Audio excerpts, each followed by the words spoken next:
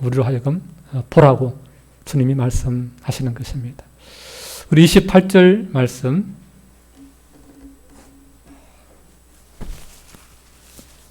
28절 말씀을 우리 같이 읽겠습니다. 시작.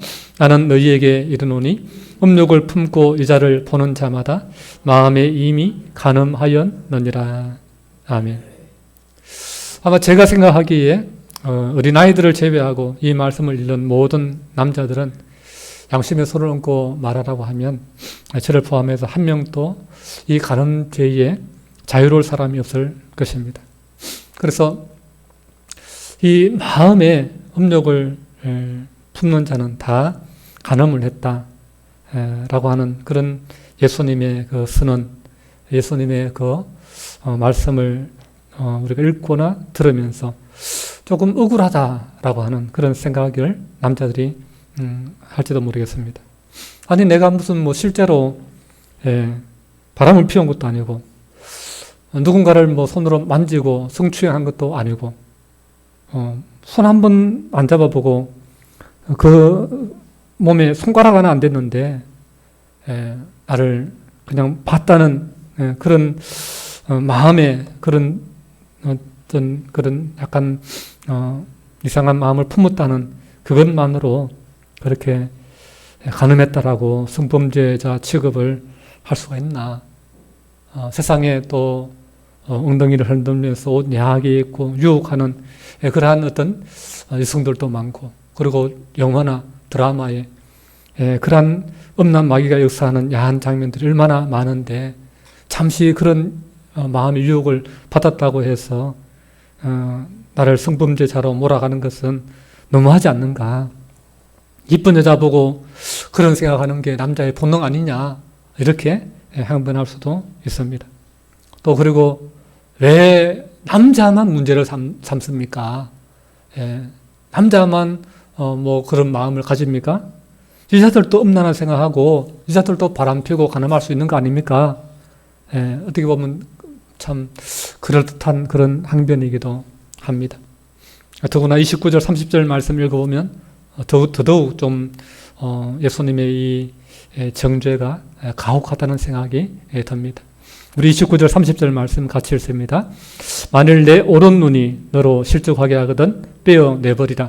내 백체 중 하나가 없어지고 온몸이 지옥에 던져지지 않는 것이 유익하며, 또한 만일 내 오른손이 너로 실족하게 하거든 찍어내버리라. 내 백체 중 하나가 없어지고 온몸이 지옥에 던져지지 않는 것이 유익하니라. 아멘. 이 말은 무슨 말씀입니까? 남자가 여자를 음욕을 품고 여자를 바라보다가는 어디에까지 떨어진다고요? 지옥에. 예, 그것도 야, 너 그러다가 지옥에 떨어질 수 있다. 이렇게 가정법적으로 이렇게 약간 좀 경고하고 겁주는 그런 표현이 아니죠. 야, 너 그러면 네 온몸이 지옥에 떨어져 라고 직설법적으로 그렇게 강력하게 경고하고 있는 것입니다. 이쯤 되면은 그 남자들이 그 예수님 우리한테 너무하시는 거 아닙니까? 아니 그런 생각한다고 지옥이라니, 협박도 이런 협박이 어디 있습니까? 이렇게 반발하는 사람이 될 것입니다. 어떻게 보면은 예수님이 하신 말씀은 오늘날 이 시대에 너무나 좀 지나치고 좀 과격하게 들릴 수 있는 것이죠. 오히려 이런 말씀은 좀 현대인들에게 좀 반발만 사는 그런 말씀이고, 이 마태복음 5장에서 좀 뺐으면 하는 예수님의 그 말씀이나 가르침에서 좀 빼면 오히려 좋지 않을까, 그런 생각을 할 수도 있습니다. 그런데 우리가 예수님의 말씀에 반발하거나 혹은 기분 나빠하기 전에 예수님의 말씀을 좀 더 정확하게 이해할 필요가 있습니다.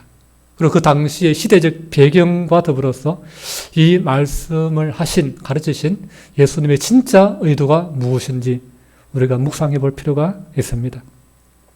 28절 말씀을 다시 보시면요. 음욕을 품고 여자를 보는 자마다라고 했습니다. 그러니까 여자를 보면서 음욕을 품게 되는 것이 아니라 야한 장면을 보면서 충동을 느끼게 되는 것이 아니라 처음부터 의도적으로 여자를 한번 건드려 봐야 되겠다. 몹쓸 짓을 내가 해야 되겠다. 라는 음욕을 품고 의도적으로 쳐다보는 거예요. 이게 예수님이 지적하시는 지옥갈 그리고 간음하는 그 성범죄자와 다를 바 없는 그런 죄다라고 말씀하는 거예요. 여러분, 도끼로 나무를 찍다가 그 도끼가 헐거워져서 도끼가 빠져서 뒤에 있는 사람이 도끼에 맞아서 죽을 그런 우발적인 범죄도 없지 않아 있지 않습니까? 그러나 진짜 현실에서 그런 어떤 우발적으로 일어나는 범죄는 사실은 거의 없습니다. 거의 모든 범죄는 의도적인 범죄입니다. 죄를 저지르기 전에 마음에 먼저 그 죄를 어떻게 지을까? 무슨 죄를 지을까? 마음에 그 죄를 품는 것이죠. 그럼 얼마 전에 20대 여성이 자기가 사귀는 또래 남자 친구와 술을 마신 후에 모텔에 들어가서 그 또래 남자에게 숙취 해소제라면서 그 약을 신경안정제 성분을 먹여서 2명이나 연쇄 살해한 그런 뉴스가 떴지 않습니까? 한 명은 살인 미수에 그치고 이 여성은 처음에 경찰서에 가서 난 죽일 의도가 전혀 없었다. 그냥 모르고 줬다. 그냥 술 깨는 낙이라고 생각해서 줬다. 우발적인 범죄를 주장했습니다. 그러나 경찰이 조사해 보니까 그 여자의 컴퓨터에 이 약을 술 먹인 뒤에 먹이면 어떤 효과가 있는가? 이 약의 성분의 양을 늘리면 얼마를 늘리면 사람이 죽을 수 있는가? 그걸 다 검색을 해본 거예요. 그러니까 이게 우발적인 게 아닌 거예요, 범죄는. 다 생각을 하는, 미리 먼저 계획을 하는 겁니다. 요즘 금값이 너무 비싸지 않습니까? 그러니까 어떤 현상이 일어납니까?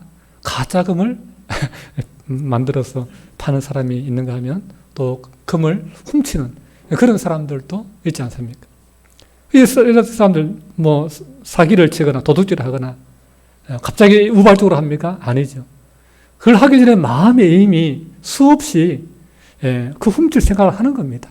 사기칠 생각을 어떻게 속일까? 사기칠 생각을 하는 것입니다.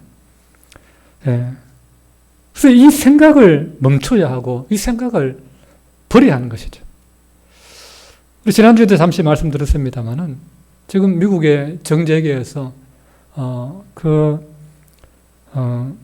제프리 앱스타인의 그 성범죄자 제프리 앱스타인과 연루되어서 많은 사람들이 곤욕을 치르고 있습니다. 빌 클린턴 전 대통령, 마이크로소프트 전 창업자인 빌 게이츠, 영국의 국왕 찰스 3세의 동생 앤드류 왕자, 다 이들과 함께 그 성범죄자의 함께 연루되어 가지고 지금 앤드류 왕자 같은 경우에는 경찰서까지 걸려갔다, 체포되었다라는 그런 뉴스가 나오고 있습니다. 제프리 앱스타인과 그의 협력자들은 자신들이 가진 그 부와 권력으로 그리고 돈과 성공을 미끼로 수백 명의 10대, 20대 그 어린 여성들을 성적인 노예로 만들었습니다. 이런 왜 일어납니까? 결국 음욕을 품고 여자를 성적인 대상물로, 성범죄의 대상물로 바라볼 때에 일어나게 된 일인 것입니다. 예수님은 간음의 문제를 이 관점에서 보고 계신 것입니다. 여성을 인격적인 대상으로 보지 않고 자기 욕망을 채워줄 착취의 대상, 자신이 가진 힘으로 억압할 수 있는 폭력의 대상으로 이 여성을 바라보는 그 문제를 주님이 지적하고 계시는 것입니다. 그래서 그 자체도 당연히 문제지만 진짜 문제는 이 남성들이 여성을 동등한 인격체로 순종하지 않고 여성을 성적 쾌락의 도구로 수단화하는 그것을 주님은 고발하고 정죄하고 계시는 것입니다. 음욕을 품고 여성을 바라보는 문제는 별 문제가 아니다. 단순한 해프닝이다. 이렇게 치부할 수 있는 게 아닌 것입니다. 예수님이 남자들의 성적 폭력성을 너무 지나치게 과장하고 있는 것이 아닌 것입니다. 예수님의 걱정이 그렇게까지 예수님 신경 씁니까? 그렇게까지 그렇게 확대 해석합니까? 여러분, 예수님이 지금 별 문제 아닌 것을 확대 해석하는 게 아니에요, 여러분. 별 문제 아닌 것을 과대 지금 급박하는 게 아닌 겁니다. 성과 관련된 문제는 인류가 가장 오랫동안 다루어 왔던 가장 긴 역사를 가지고 있습니다. 성경은요, 간음의 문제가 결국 하나님의 심판을 불러왔다. 그렇게 말씀합니다. 여러분, 노아 홍수 왜 일어났습니까? 결국 이 간음의 그 문제가 깊어지고 썩고 골마서 결국 홍수 심판까지 오게 된 것입니다. 소돔과 고모라 심판, 불심판, 유황불 심판 왜 일어났습니까?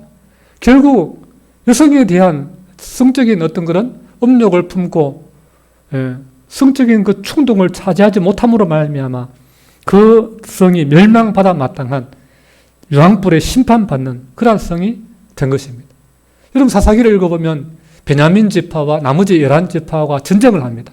그래가지고는 베냐민 지파가 남자들이 다 몰살당하는 그런 한 지파가 망하게 생긴 그런 위기를 겪게 됩니다.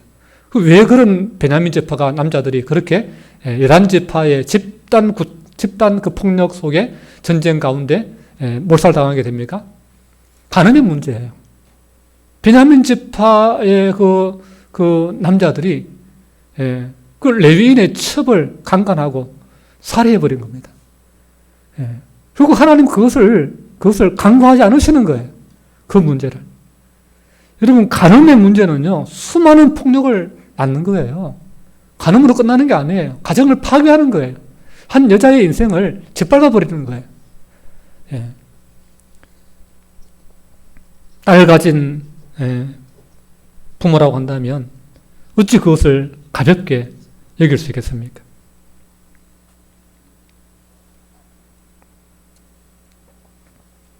아브라함이 자기 부인 사라를 누이라고 거짓말하게 되는 그런 참 웃기기도 하고 좀 너무나 좀 사실적인 어떤 그런 이야기를 솔직하게 기록해 놓은 그런 성경의 본문들이 있지 않습니까? 왜 아브라함이 믿음의 조상이라고 하면서 그 믿음의 조상을 좀 미워하면 좋을 텐데 믿음의 조상의 그 가장 부끄러운 모습, 자기 목숨이 아내 때문에 자기 목숨을 잃을까 싶어서 두려워서 아내라고 하지 않고 그냥 누이라고 그렇게 거짓말했다는 기록이 있지 않습니까? 그 배경은 남의 아내를 빼앗으려는 간음의 문화가 있는 거예요. 성폭력의 문화가 배경에 있는 거예요. 그 부인을 뺏기 위해서 남편을 죽일 수 있다라고 하는 그런 문화가 있는 거예요. 창세기 20장 11절에 보면 아브라함이 하는 말이 그거예요. 그들은 하나님을 두려워하지 않는 자들이기 때문에 내 아내를 뺏기 위해서 나를 얼마든지 죽일 수 있는 사람들이다. 그래서 내가 안 죽으려고 내 아내라고 하지 않기로 서로 아내와 상의해서 그렇게 한 것이다. 그런 변명을 하는 것을 보게 됩니다. 여러분, 하나님의 심판을 두려워하지 않았기 때문에 노아 시대가 그렇게 성적으로 타락하고 결국 하나님의 심판을 받게 된 것입니다. 성경은 하나님을 두려워하라고 여러분 말씀하고 있습니다. 무분별한 그 성적 타락은 사회를 무질서하게 만들고 가정을 파괴하며 하나님의 심판을 가져온다라고 성경은 분명하게 우리에게 경고하고 있습니다. 노아 홍수 심판, 소돔과 고모라 심판, 사사기의 베냐민 지파를 향한 심판. 예. 이 모든 것이 다 성적인 타락과 성범죄에 의해서 촉발된 비극입니다. 오늘날 에이즈라고 하는 그 몹쓸 질병도 결국 이 음욕에 통제되지 않는 이 음욕으로 말미암아 인류에게 주어진 형벌이 된 것이고, 품페이라고 하는 그 화산 폭발로 인해 가지고 화산의 그 재와 불덩이에 완전히 묻혀버린 그 품페이라는 도시 발굴을 해보니 그 안에 엄청난 그 부패한 음란한 성문화가 있었다라고 하는 것도 우리가 보지 않습니까? 여러분, 이 성적인 범죄에 대해서 하나님은 심각하게 보시는 거예요. 심각하게 보시는 거예요. 일평생 교회를 섬기면서 수고하고 헌신했던 성직자가 한순간에 그 음욕을 잘못 품었다가 성범죄자가 되고 주님의 몸된 교회에 큰 상처를 주고 자신의 명예와 삶이 무너지는 것은 물론이고 그 사모님과 자녀들이 또 교인들이 말할 수 없는 고통과 상처를 안고 살아가는 것. 이게 다 음욕의 문제입니다. 지금 우리 사회는 지금도 수많은 여성들과 아이들이 몸과 영혼에 가해진 그 성폭력의 상처로 고통과 신음 속에 살고 있습니다. 안식을 누리고 보호받아야 될 가정에서 친족 간에 일어난 성폭력도 무시 못합니다. 우리나라의 아동 성폭력 피해 사례를 보면 79%가 13살 이전에 일어난다고 합니다.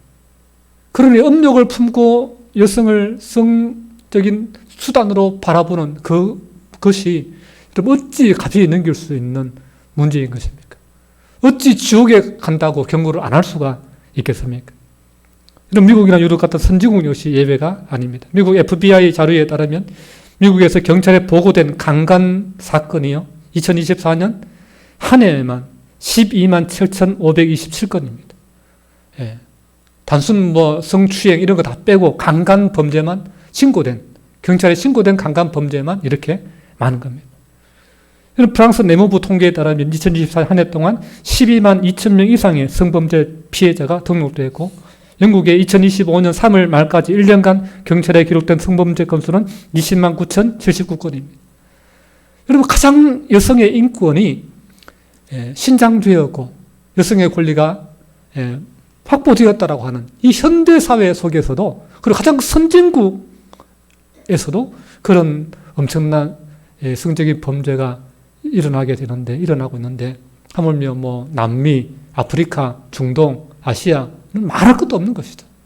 말할 것도 없는 것이죠.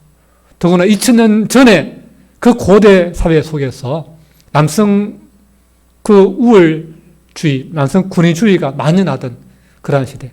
여성은 이름도 제대로 없고, 투표권도 없고, 사람의 수에도 제대로 들어가지 않던 그런 시대에, 남자에 의해서 여자의 가치가 좌우되던 그런 시대에, 그리고 법적인 정인으로서 여성은 법적인 정인의 자격도 주어지지 않는, 그래서 어떤 그런 간음의 문제가 이슈가 됐을 때에 여자의 말은 무시당하고 남자의 변명만 할 수 있도록 법적으로 허용되는 그런 사회 속에서 여러분, 여성의 지위는 여러분 말할 수 없는 비극으로, 고통으로 점철되는 것입니다. 그런 사회 속에서 하나님의 아들 예수님이 이 문제를 다루는 것입니다. 이 문제를 다루는 것입니다. 너희가 하나님의 백성이라고 한다면, 너희가 하나님의 자녀라고 그렇게 한다라고 한다면, 어찌 이런 음욕을 품고 여성을 성적인 그런 수단으로 바라보는 그것을 허용할 수 있겠느냐라고 하는 것입니다. 하나님은 폭력과 범죄의 희생양이 되는 사회적 약자를 보호하시는 신이다라고 하는 사실을 우리가 잊지 말아야 됩니다.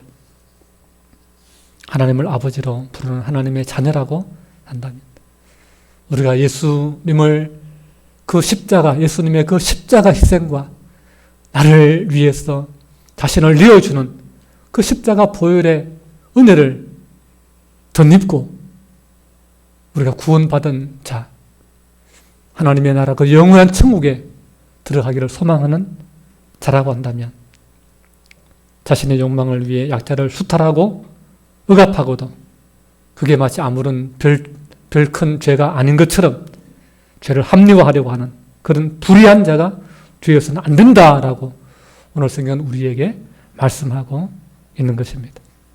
꼭 살인을 저지르고 간음을 해야만 하나님의 진노를 사고 하나님 백성됨의 자격을 상실하는 것이 아니라 마음에 이미 상대의 인격을 무시하고 나의 기분, 나의 욕구만을 위해서 서로 믿고 보살펴야 될 이웃과 동료를 착취와 폭력의 대상으로 삼고 마음의 죄를 품는 것, 그것 자체가 지옥에 떨어질 그러한 죄라고 하는 것을 주님이 선포하고 계신 것입니다. 그런 마음으로는 절대 천국에 갈 수 없다는 것이 사회적 약자를 보호하시고 도우시려는 예수님의 의로우신 가르침인 것입니다. 그래서 음욕을 품는 문제는 당시 사회적 약자로서 강포한 남자들의 희생양이 될 수 있는 가정의 여성들을 향한 주님의 사랑 어린 관심으로 연결되는 것이고, 그래서 31절, 32절에 이 말씀이 이렇게 연결되고 있는 것입니다. 우리 31절, 32절 말씀 같이 읽습니다. 또 일러서되 누구든지 아내를 버리려거든 이혼 정서를 줄 것이라 하였으나 나는 너희에게 이르노니 누구든지 엄행한 이유 없이 여자를 버리면 이는 그로 간음하게 함이요 또 누구든지 버림받은 여자에게 장가드는 자도 간음함이니라. 아멘. 네. 이 당시 사회에서는 여자가 남자가 바람을 피우고 막 이렇게 폭력을 행사하고 그런 이유로 난 당신하고 못 살겠습니다라고 이혼을 법정에다가 요구하지요. 근데 그 여자의 요구를 들어줘서 이혼되는 경우는 거의 없었다고 합니다. 근데 남자는 별 시답지 않은 그런 이유로 이혼을 요구해도 수많은 가정에서 여자를 버릴 수 있는 그런 어떤 근거가 된다는 거죠. 지나가는 남자와 대화를 했다는 그 이유만으로 그 이혼 사유로 삼고 그런 일들이 일어나는 것입니다. 그 유대 사회에서는 이 여자가 밖으로 나갈 때는요 베일을 쓰고 나가도록 그렇게 했습니다. 그러니까 여자가 남자를 간음할 그 분위기가 안 되는 사회적인 어떤 그런 풍습이 전혀 아닌 것입니다. 그리고 여자는 남자에게 모르는 남자에게 말을 걸 수 없도록 그 당시의 문화가 그런 거예요. 그러니까 이 간음의 문제는 여자의 문제가 아니라 남자의 문제였다. 오늘날 뭐 여자들 성범죄를 하긴 합니다만은 그러나 여전히 거의 80% 이상은 남자들에 의해서 성폭력이 이루어지고 있는 그러한 현실입니다. 그리고 예수님은 더 나아가서 이러한 간음의 문제를 깊이 다루시는 것은 가장 소중한 하나님이 세우신 가정을 지키려고 하는 거예요. 가정은 우리가 세상에서 전쟁터와 같은 세상을 살다가 정말 가정으로 들어와서는 안식을 얻지 않습니까? 위로를 받지 않습니까? 보호받지 못하는 세상에서 온갖 상처를 받고 온갖 험한 말을 듣고 온갖 폭력에 휩싸이다가 가정으로 돌아와서는 내가 모든 걸 다 내려놓고 보호받을 수 있는 그런 곳이 가정이어야 되지 않습니까? 그 가정이 무너지면 어떡합니까? 그 가정에서 폭력이 일어나면 어떡합니까? 그 가정이 다른 가정의 남자에 의해서 다른 어떤 힘을 가진 권리자에 의해서 그 가정이 깨진다고 한다면 그 사회가 어떻게 되겠습니까? 그러니 우리 주님은 그 가정을 지킬 수 있는 가장 근본이 되는 것. 간음하지 않는 것도, 간음한 자를 벌하는 것도 중요하지만, 더 중요한 깊이를 주님은 다루고 계시는 것이죠. 예. 여성을 성적인 놀이개로, 예. 나의 어떤 그런 이기적인 욕망을 해소하는 그러한 도구로 수단화시키는 그러한 것을 주님은 금지하고 계시는 것입니다. 이 주님이 우리에게 말씀하시는 이 약자를 향한 배려, 가정을 지키려고 하는 주님의 마음, 그러한 사랑과 의의를 이 땅 가운데 이룸으로 말미암아 우리 사람 사는 사회가 정말 안전한 사회, 정말 제대로 가정이 가정으로서 기능하고 사회가 사회로서 기능할 수 있는 그러한 건강한 가정과 사회를 만드시려는 주님의 깊은 뜻이 이 속에, 이 말씀 속에 담겨 있다라고 하는 것을 여러분 이해할 수 있기를 바랍니다. 세상 많은 사람들이 여전히 이 정욕의 문제를 그냥 문화인데 뭐 남자가 그럴 수도 있지, 이러한 사고방식으로 세상은 그런 성범죄를 부추깁니다. 그것을 마치 자랑인 것처럼 떠벌리는 그런 세상입니다. 그러나 우리는 이 문제를 그렇게 보면 안 되는 거예요. 세상의 유혹과 미혹을 따라가지 말고 주님의 가르침을 우리는 따라가야 되는 것입니다.